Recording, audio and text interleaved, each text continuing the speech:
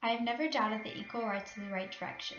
Most problems are complicated, but to me, there is nothing complicated about ordinary equality. Alice Paul was a fighter. Her main argument is that equality should not have to be fought for, it should be a given. However, as she saw this was not the case, she fought with every breath and action for women to be seen as people, equal to men. Alice Paul's radical actions led others to join with her, and even continue her campaign after her death in the National Women's Party with the purpose of achieving equality, not just suffrage. Alice Paul was born in 1885.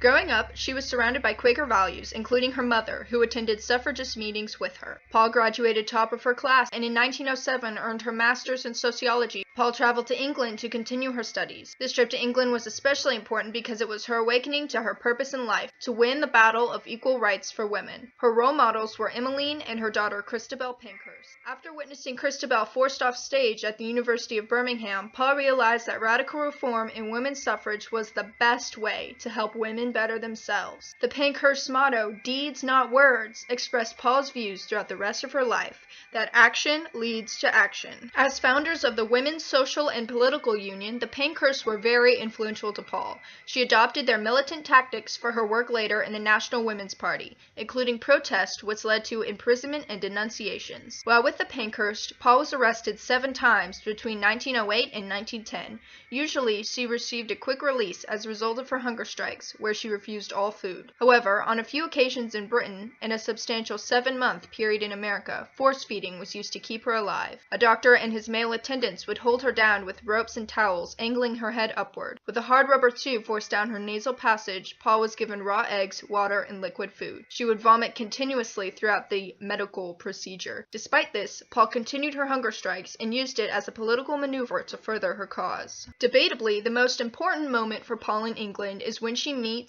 Lucy Burns. They met amid the chaos of a police station after a march with the Pankhursts, where all of the protesting women were arrested, foreshadowing their shared battles in America. Eleanor Clift, an American political reporter, once called Paul the militant and Burns the diplomat. While still in England, Burns and Paul participated in many events with other suffragists. In August of 1909, Paul climbed on the roof of St. Andrew's Hall in Glasgow to speak to an audience, and was applauded on by the crowd when the police finally escorted her out. More seriously, Paul, Burns, and other suffragists were severely beaten by policemen as they were trying to re-enter the event to speak. You didn't even have to be a good speaker, because the moment you began, you were arrested. The end to Paul's English escapade began with a daring stunt. Paul and suffragist Amelia Brown disguised themselves and attended Lord Mayor's banquet for the Prime Minister. When he began to speak, Paul Brown and other disguised women yelled, "Votes for women!" while throwing their shoes through glass windows. This display cost them 1 month in prison, where Paul's hunger strikes were not tolerated. She was force-fed, causing great bodily harm, and resulting in Paul having to be carried out after her sentence was complete. The soldier wounded in battle indeed. The future would see Paul just as determined to bring attention to her ideals, a good quality in a leader. January of 1910 saw Alice Paul returning to America to continue recovery and formulate her plans to bring equal rights to all. The extent of the American movement had been only media coverage of Paul's work in London, and Paul knew she was in a powerful position to recharge the stagnant operation and bring needed publicity. Paul pursued her PhD at the University of Pennsylvania, and after completing this, she moved to Washington and became chair of the National Women's Suffrage Association's Congressional Committee, or NAWSA. Beginning in 1869, NAWSA at this time was mainly focused on increasing awareness at the state level. Working with Lucy Burns, Paul proposed to Anna Shaw, then president of NAWSA, to change the state-by-state strategy of getting legislative backing to a more aggressive approach that held the Democratic Party responsible for the platform that they proclaimed to support. The idea of a constitutional amendment was sought by NAWSA to be insane because of the opposition from the South and Northeast states. They were rejected by Shaw, who would later oppose Paul's militant techniques. However, Burns and Paul did persuade the relatively conservative Nassau ladies to endorse a suffrage parade for President Wilson's inauguration. Paul's first individually led project, the parade, took place in March and was a success, with 7,000 marchers, including Helen Keller, proving Alice Paul to be an innovative organizer and tactician. Crowds of males harassed the marchers, shouting at the women to go home, even aided by the police. Despite 200 people having to go to the hospital, the parade finished near the Treasury building, and Paul used the harassment to portray the government mistreatment of women,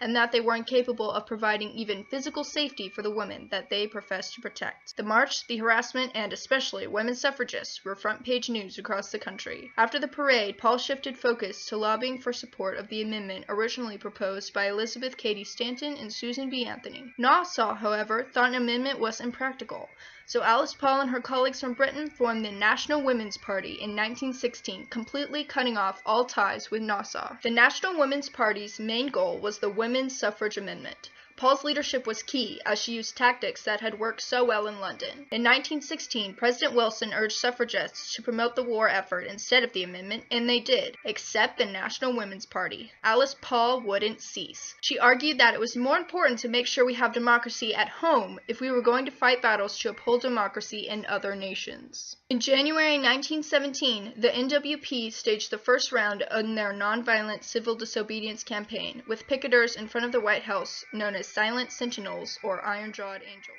These women withstood angry men as they stood outside the White House fence for 8 hours a day from January to November. They had some public support due to the peacefulness of their protesting. In July, on the grounds of obstructing traffic, scores of women were arrested. Paul and others were convicted and incarcerated in the District of Columbia jail, the horrible conditions stunning the public and forcing President Wilson to pardon the women after only 2 days in prison. But the message was already sent. Suffragists continued protesting outside the White House with signs and banners, enduring harassment from passing men, with policemen helpfully arresting those who stopped to defend the women. Between June and December, approximately 180 women were arrested and sent to the Occoquan Workhouse in Virginia. November 14, 1917 is known as the Night of Terror because suffragist prisoners were beaten unconscious, one woman even stabbed with her own banner. Others received concussions, lacerations, and broken ribs. None of the women received any medical care and were sent to concrete punishment cells for the night. Despite the brutality, Paul and her women remained strong, not backing down with their hunger strikes and radical protesting.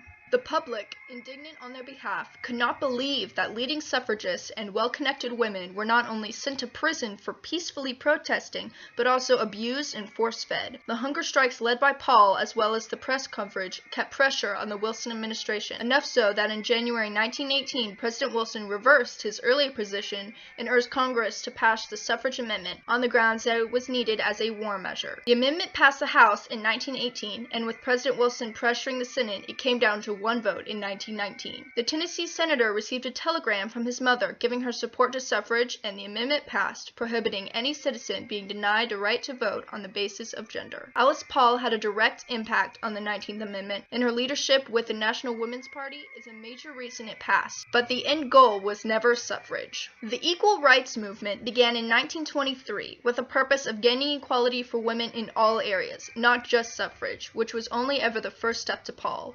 The new image of the modern woman and a growing middle class fed the first wave of true feminism, foreshadowed by Abigail Adams's Remember the Ladies.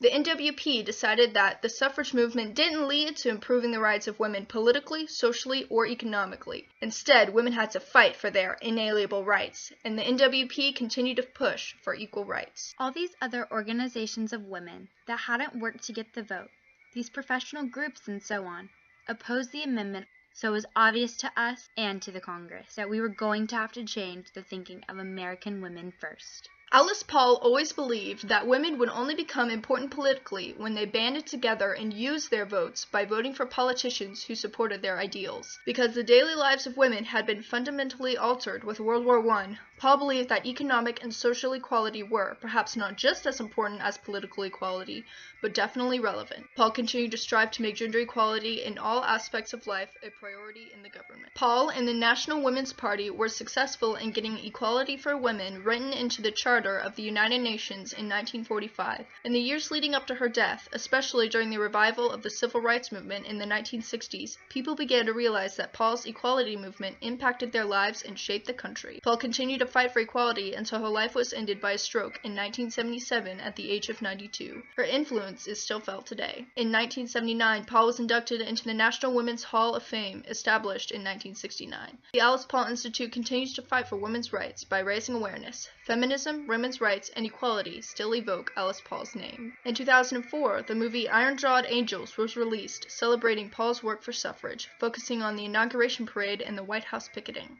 Paul appeared on a United States $10 gold coin in 2012 and keeps the equal rights fight alive today. Reaching out to us across the intervening century, the protesters led by Alice Paul inspire and educate the women of today about the rights that they must fight for. Fighting for Paul always meant with actions, not speeches, and she lived up to the old Pankhurst motto, deeds, not words.